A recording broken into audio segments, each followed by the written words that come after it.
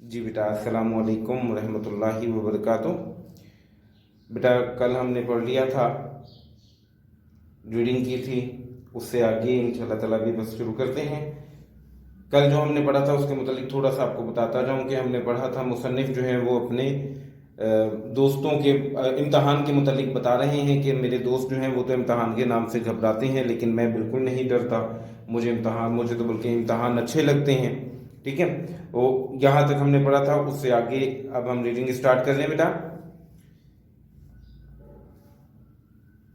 अब आप ही बताएं कि लॉ क्लास में शरीक होने से मेरे किस मशगले में फर्क आ सकता था। मशगला, शौक। वालिद साहब खुश थे कि बेटे को कानून का शौक हो चला है। किसी जमाने में बड़े बड़े वकीलों के कान कुतरेगा, कान कुतरना, मुकाबला करना, बाजी ले जाना।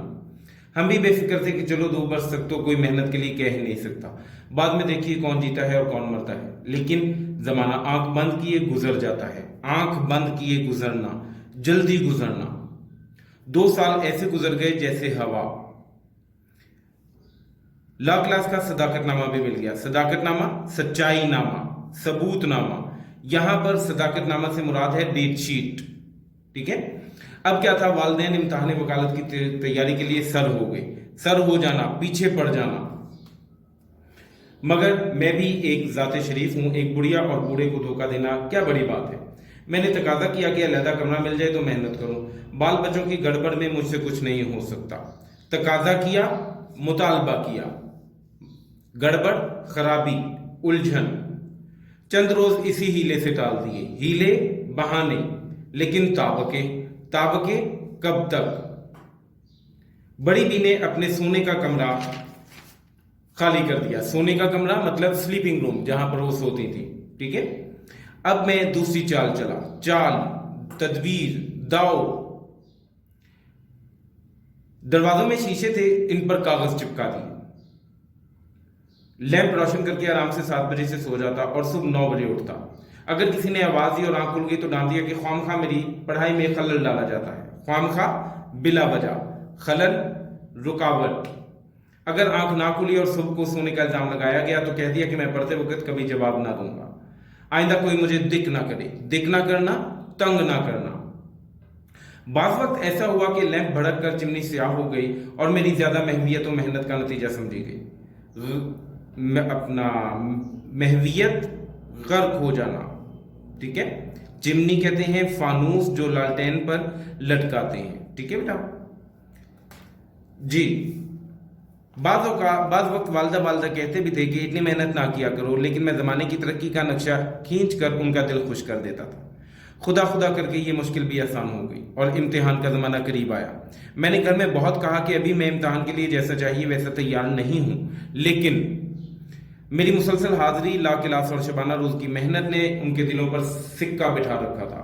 शबाना रोज की मेहनत, शबाना रोज दिन रात, सिक्का बिठाना, रोब जमाना, धाक बिठाना।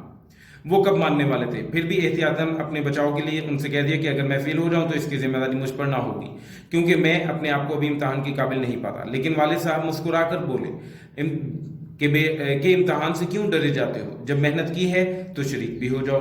कामयाबी और नाकामयाबी खुदा के हाथ है, मर्द बायत के हिरासा नाशूर। बेटा, ये फारसी का मुहावरा है जिसका मतलब कि मर्द किसी भी मुश्किल से नहीं घबराता। मैंने भी तकदीर और तदबीर पर एक छोटा सा लेक्चर देकर साबित कर दिया कि तदबीर कोई चीज नहीं, तकदीर से दुनिया के काम चलते हैं।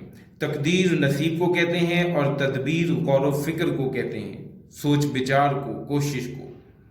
किस्सा मुख्तसर, दरख्वास्त शिरकत दी गई और मंजूर हो गई। किस्सा मुख्तसर, छोटी सी बात करना। और एक दिन वो आया कि हम हॉल टिकट लिए हुए मुकामी इम्तिहान पर पहुंच गए।